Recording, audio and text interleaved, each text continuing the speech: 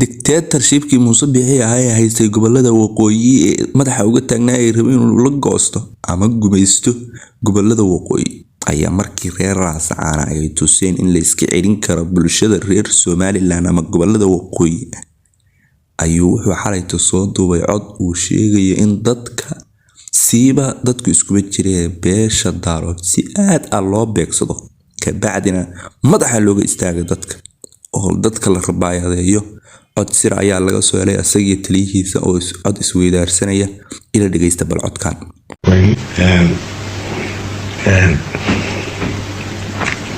jugta ku horeysay marka dadka wax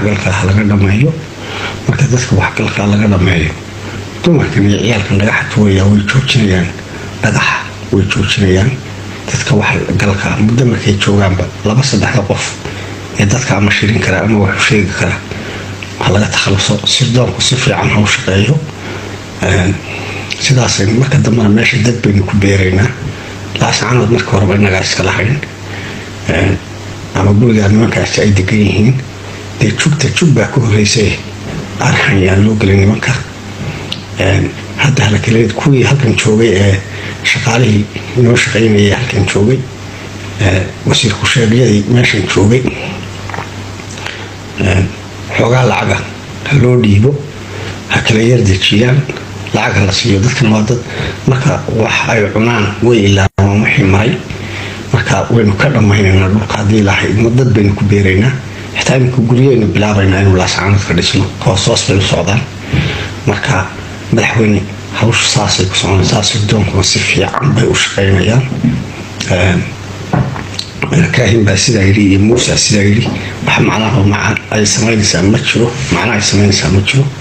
macnahu sidaa hawsha ha u socoto dhulka hadda way ka qaxeen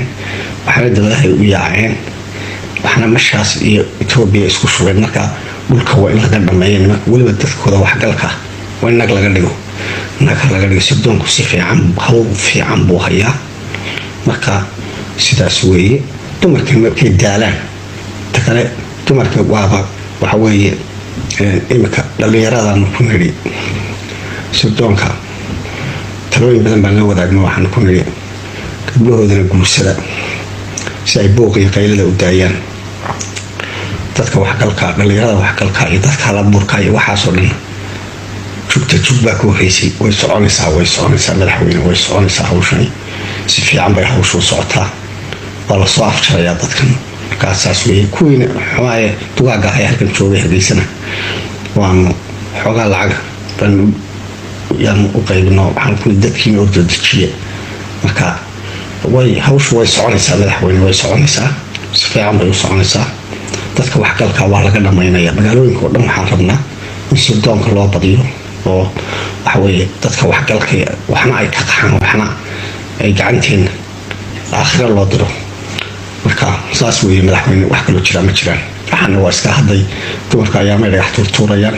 way iska degayaan marka dambana kutubta loo akhriyaa marka waa saas weeye madaxweyne saas weeye inta un baan isla wadaagay qolyahayaga ammaanka iyo sirdoonka iyo wixii waa saas weeye Muuse Handarabow arrintaas isu saaratay waa hadday ugu hirgashaan ku yiri madeer qaali waa la isaga damiyay waxay dhanba dadka reer Somaliland baa nala dhahaa waa goosanayna waa nala xasuuqa dhanba dadka baal xofta beeniyo sirq beena ku haysatay adeer maanta godkaagiyo aad ku jirtaa biyo kuugu soo galeen aad doontay waa ku haysataa daraawiish aad isku raadsaday waa ku haysataa adeer qaali godkad gileed